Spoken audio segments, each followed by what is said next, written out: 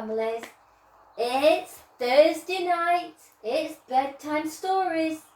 I wonder if you kids can guess what I might be. There aren't any clues today, except for this. This is a really old story, but it's really nice. It's called Little Red Riding Hood. Okay? There we go. Can you see that? There we go. So, we shall start. I've got my bag of supplies for Granny. Once upon a time, there was a little girl. She wore a red hood and cloak. Everybody called her Little Red Riding Hood. One day, Little Red Riding Hood's mother said, "Granny is ill. Take her this basket of food." "Okay, Mummy." Little Red Riding Hood's granny lived on the other side of the wood. Little Red Riding Hood walked through the wood towards her granny's house. She did not see a hungry wolf watching her. The hungry wolf jumped out in front of Little Red Riding Hood.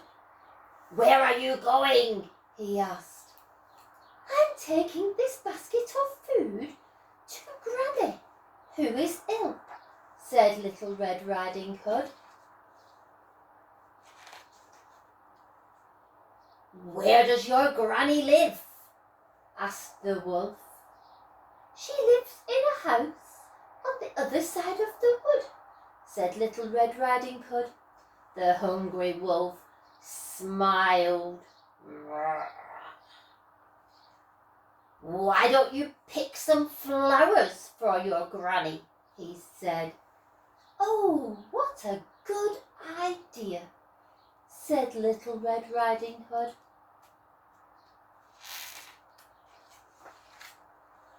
Little Red Riding Hood put down her basket to pick some flowers.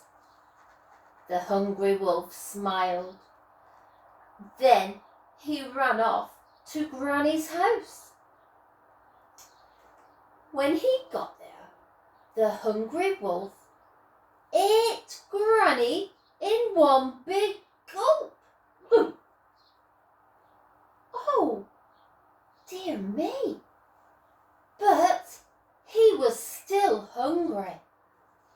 Yum, yum, yum. The hungry wolf put on Granny's cap and glasses. Then he got into Granny's bed and waited for Little Red Riding Hood. He did not have to wait very long. Little Red Riding Hood walked in. "Hello, Granny," said Little Red Riding Hood. Then she stopped and looked. "Granny, what big eyes you have," said Little Red Riding Hood. "All the better to see you with," said the hungry wolf. "Granny, what big ears you have," said Little Red Riding Hood. "All the better to hear you with," said the hungry wolf. "Granny, what big teeth you have," said Little Red Riding Hood.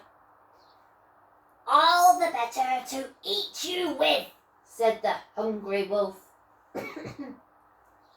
Little Red Riding Hood screamed. "Wah!" Suddenly, the hungry wolf jumped out of the bed and ate Little Red Riding Hood in one gulp. Oh dear. Now the wolf was not hungry anymore. He was very full. He lay on Granny's bed and fell asleep.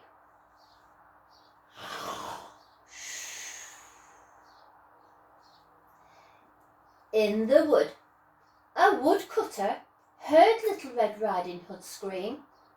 He ran into the house. He saw the wolf asleep on Granny's bed and killed it with his axe. "Let us out!" cried Little Red Riding Hood and Granny from inside the wolf's tummy.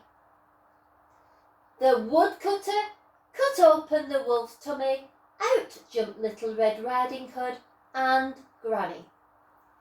Granny was so pleased to be saved that she invited the woodcutter to have some tea. And there they are, all safe and sound. And there's no more Mr. Wolf.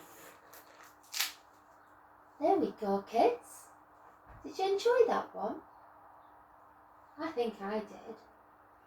Anyway, it's time for bed.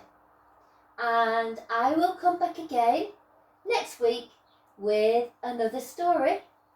And in the meantime, please be good and be kind.